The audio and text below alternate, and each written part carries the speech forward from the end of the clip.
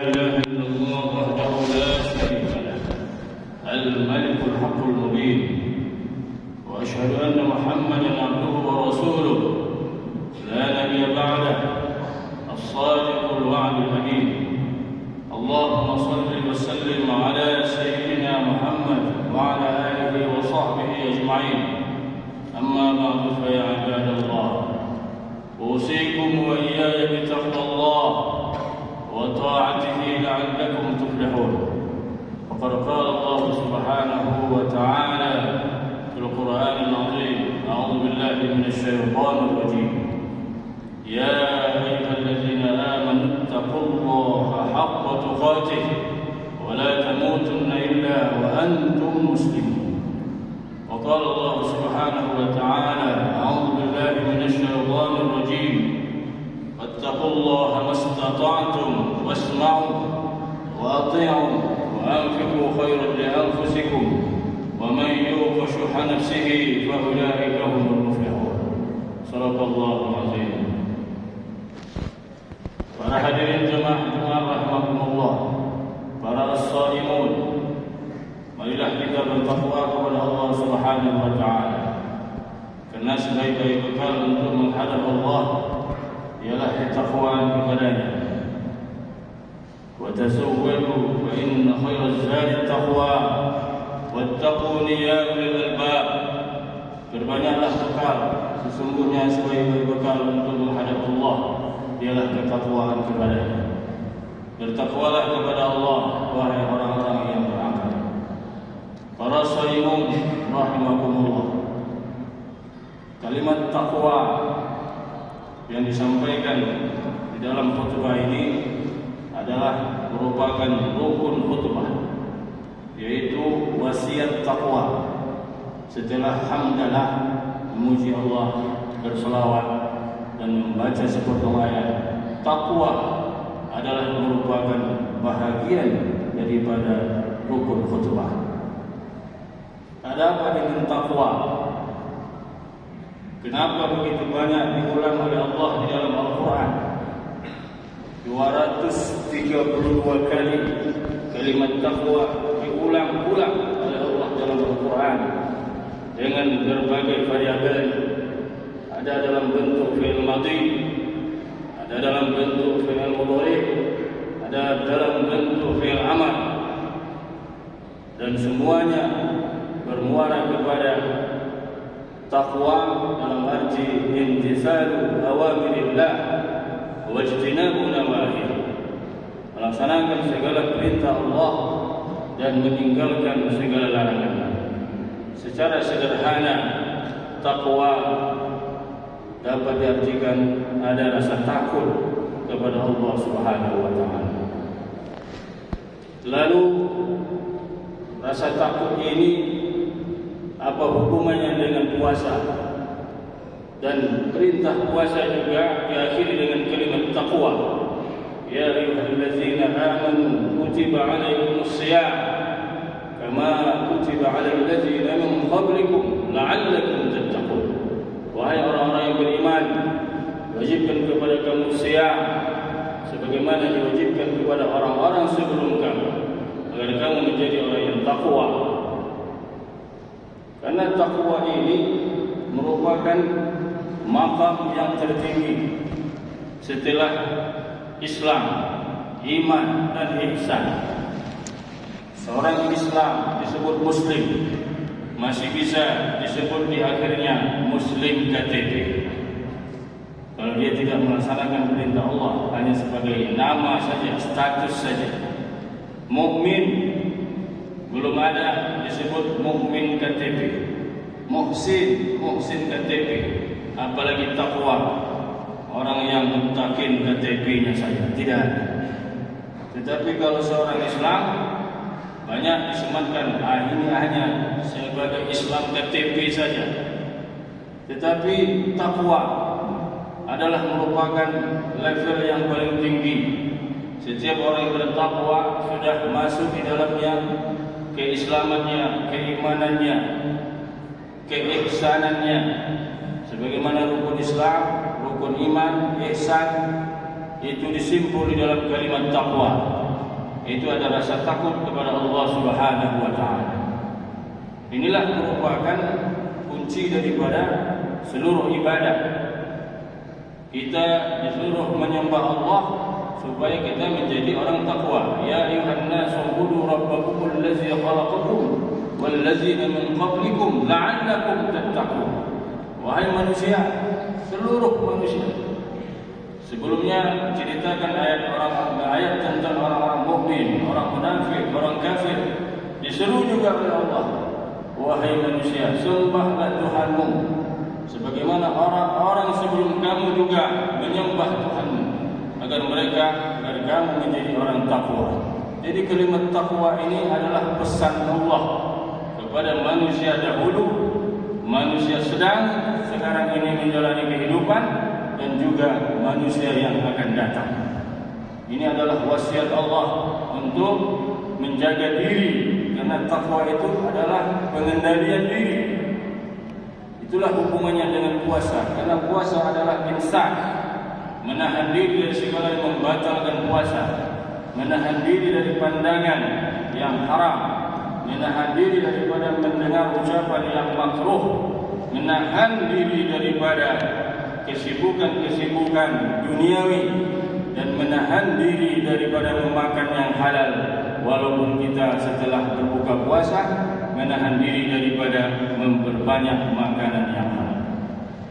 Intinya adalah pengendalian diri. Maka puasa adalah pendidikan yang paling efektif untuk menciptakan generasi yang takwa kepada Allah, generasi yang takut kepada Allah Subhanahu wa taala. Karena amal ibadah daripada orang Islam belum tentu diterima oleh Allah.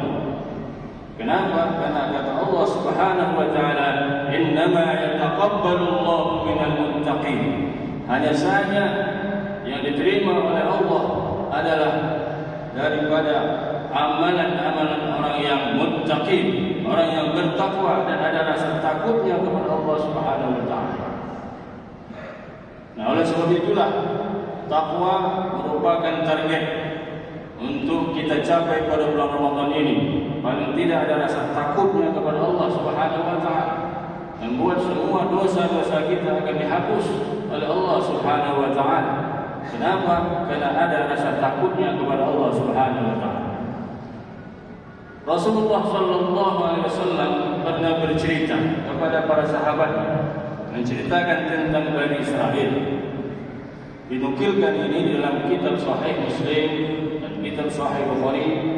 Rasulullah menceritakan dahulu ada orang Bani Israel, dia berpesan kepada anak-anaknya, kalau dia mati tolong dibakar mayatnya jadi abu, dan abu itu disebarkan, dibuang ke laut, dibuang ke sungai, ke gunung, ke darat. Ditanya oleh anak-anaknya, kenapa engkau, hai ayahanda, kenapa engkau berwasiat seperti itu? Dia bilang, saya takut sama Allah. Kalau ada jasad saya nanti, kalau dikuburkan, setelah saya mati dikuburkan, saya tidak sanggup menjawab pertanyaan mungkar dan nakir. Saya akan dipukul babak belur. Kalau tinggal abu, apa yang mau dipukulnya? Lalu dilaksanakanlah wasiat ini, dan setelah dia mati dilaksanakan wasiat ini, dibuang abunya kemana-mana. Maka dengan izin Allah Subhanahu wa taala, atas perintah Allah Subhanahu wa taala, diperintahkan kepada laut, kepada daratan, kepada gunung, coba kumpulkan kembali abunya, jadikan dia menjadi seorang manusia yang utuh kembali dan hidup kembali. Lalu ditanya oleh Allah, kenapa kau lakukan itu? Apa dia bilang? Saya takut kepada Allah. Maka apa kata Allah Subhanahu wa taala? Sudah kuampunkan dosa semuanya. Kenapa? Karena ada rasa takutnya kepada Allah. Rupanya adakah orang yang beramal tapi tidak ada rasa takut kepada Allah? Ada.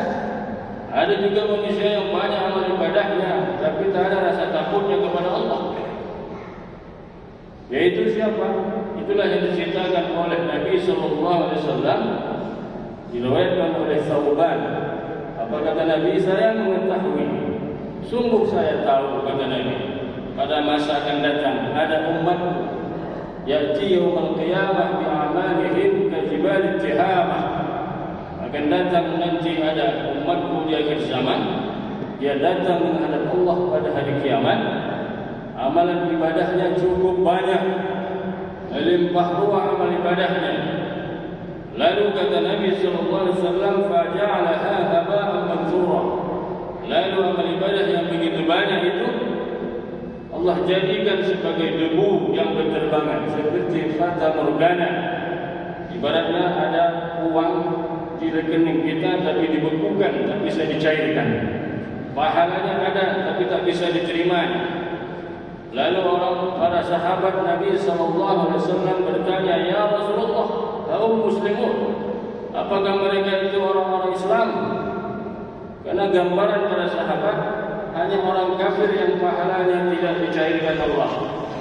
Masalul ladzina kafaru a'maluhum kasarabin biqi'atin yahsabuhu adh-dhama'anu ma'a.